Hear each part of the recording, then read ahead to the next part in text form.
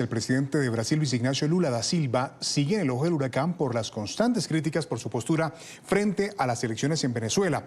La presión contra el mandatario creció luego de que organizaciones de derechos humanos y defensa de la democracia como Human Rights Watch, Conectas Derechos Humanos y Transparencia Electoral Brasil enviaran un comunicado oficial para solicitar al gobierno brasileño que adopte medidas concretas para ayudar a garantizar una transición democrática y pacífica para el próximo 10 de enero de 2025, fecha que fija la Constitución venezolana para la posesión presidencial. Y para analizar este tema, conversamos con Paulo Abrao, ex secretario ejecutivo de la Comisión Interamericana de Derechos Humanos. Señor Abrao, bienvenido a NTN 24. Gracias por la invitación. Gracias, nos alegra que esté con nosotros. ¿Qué significa este llamado de las principales organizaciones de derechos humanos en Brasil, señor Abrao?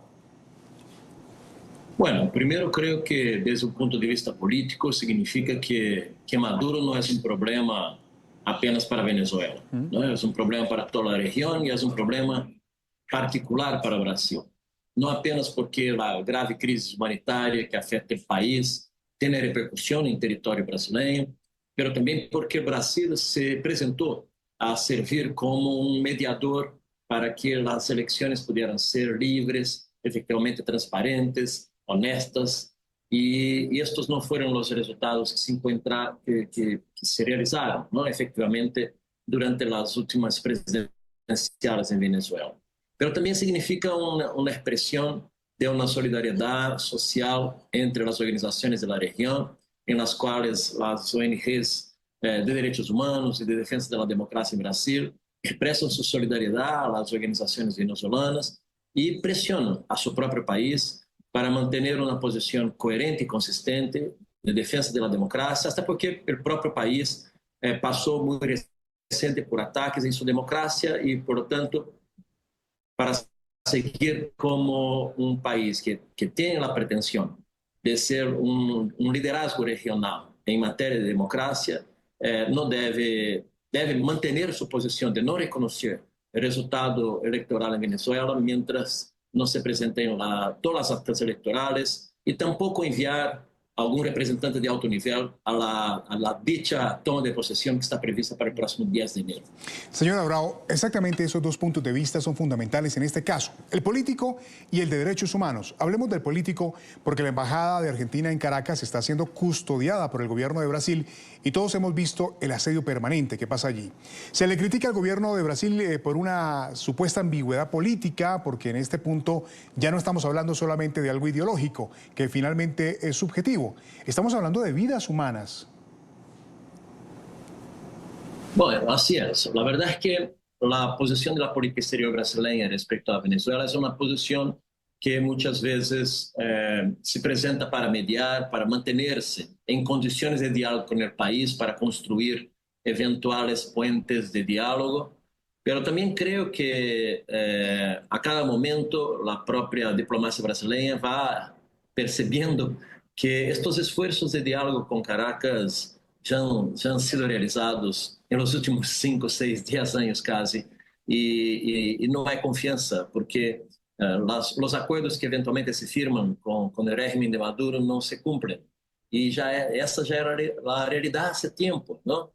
Está cierto que un nuevo gobierno en Brasil tiene derecho de intentar, pero después de lo que ha pasado en las elecciones, creo que se está más do que claro que ahí no hay un régimen efectivamente democrático y tampoco respecta a las libertades públicas. Y garantizar la protección a los solicitantes de asilo político venezolanos que están en la embajada argentina es responsabilidad brasileña, porque el propio país, de su propia soberanía, ¿no?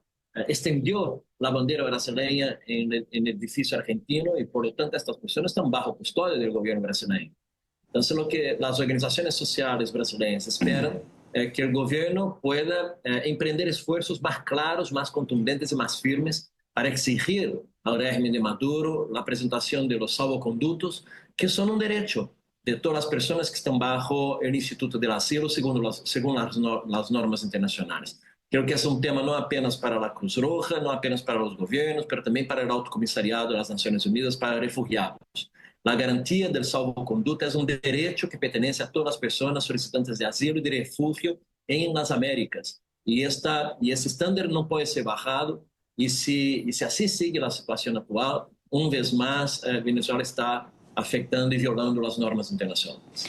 Don Paulo, el presidente Lula da Silva tiene por naturaleza la intención de tener un liderazgo regional, pero en la ecuación también debemos incluir a Colombia y a México, que hablan de una integración regional. Pero, ¿cómo podemos hablar de integración regional cuando múltiples organizaciones de derechos humanos con mucho prestigio han documentado la violación sistemática de derechos humanos en Venezuela? El tema del proceso de integración regional es algo que realmente debe ser recuperado en la agenda regional, ¿no? Nosotros, en Brasil, por ejemplo, nosotros tenemos en la Constitución brasileña prevista que el país tiene que hacer todos los esfuerzos necesarios para promover la integración latinoamericana, o sea, constituir espacios multilaterales y también buscar extender estándares comunes de protección a los derechos para todas las personas que viven en nuestros países. Entonces, ese debe ser un esfuerzo que no pertenece apenas a gobiernos, sino a todos nuestros estados, o sea, generar, defender y cultivar la cultura y la identidad latinoamericana bajo premisas, bajo principios, bajo estándares. O sea, esta integración debe ocurrir bajo el profundo respeto a los derechos humanos, las libertades y también al principio democrático. Entonces, me parece que a cada vez que la democracia en nuestros países son afectadas o son violadas, eso debería generar un proceso de solidaridad muy contundente de parte de los demás gobiernos de la región. México ha tenido una posición distinta de Colombia y Brasil sobre las elecciones, ¿no? Porque Brasil y Colombia se presentaron a hacer la conciliación, a la mediación entre el oficialismo y la oposición política. México desde siempre dijo, desde la política de López Obrador, que no iba a participar de espacios que para él significa una injerencia a la soberanía de los demás estados. Entonces, la postura de México para mí no es una sorpresa, pero Colombia y Brasil fueron países que se ofrecieron a realizar la mediación para garantizar elecciones libres. Y Maduro no cumplió con los acuerdos, con estos propios gobiernos y ante la comunidad internacional. Entonces, es Colombia y Brasil quien tiene que seguir exigiendo de régimen de Maduro que se presenten las actas, que se compruebe efectivamente que ganó las elecciones y no se entiende por qué no lo hace, ¿no? O sea, la verdad se entiende, por qué no ganó. Ahora, la verdad es que la oposición presentó toda la documentación y tiene en sus manos casi más del 70% de los actas y que demuestran que han ganado las elecciones con un margen que si toda la diferencia que no tiene en las manos estuvieran dirigidas a Maduro, él tampoco lo ganaría. Entonces, la responsabilidad es de las instituciones venezolanas de presentar los actas que comprueben el resultado electoral. Y mientras esto no ocurra, no se puede reconocer la legitimidad de un nuevo gobierno Maduro y esa es la razón por la cual las organizaciones brasileñas están preocupadas y básicamente lo que nosotros estamos solicitando al gobierno brasileño es que mantenga su posición crítica de no reconocer el resultado electoral mientras las actas no sean presentadas y tampoco reconozca la legitimidad de ese gobierno participando de la toma de posesión con representantes de más alto nivel. No va a pasar que no tenga ninguna autoridad brasileña en la toma de posesión, porque es la parte de la tradición brasileña estar en todas las tomas de posesión, pero que sea el embajador local o un número 2 de la embajada local, mucho más para fines diplomáticos, para no transmitir ninguna idea equivocada de apoyo o de normalización a una situación que no está resuelta, ¿no? Maduro está lidiando con una estrategia de administración del tiempo para que la gente se olvide lo que ha pasado y simplemente tome la posesión bajo la opresión y la fuerza y eso se normalice. Entonces, nuestra tarea como sociedad civil es no permitir que esa normalización pueda ocurrir y que nosotros sigamos exigiendo que se respete el resultado de las elecciones, pero más que eso, ¿no? Que el gobierno de Maduro pueda abrir una agenda de transición democrática. Es eso que el pueblo venezolano merece y es lo que nosotros como defensores de derechos humanos y de la democracia tenemos que hacer todos los esfuerzos que esté en nuestro alcance. Bueno, quiero agradecerle ese espacio a Paulo Abrao, es exsecretario ejecutivo de la Comisión Interamericana de Derechos Humanos. Gracias por estar con nosotros. Hasta la próxima. Muchas gracias.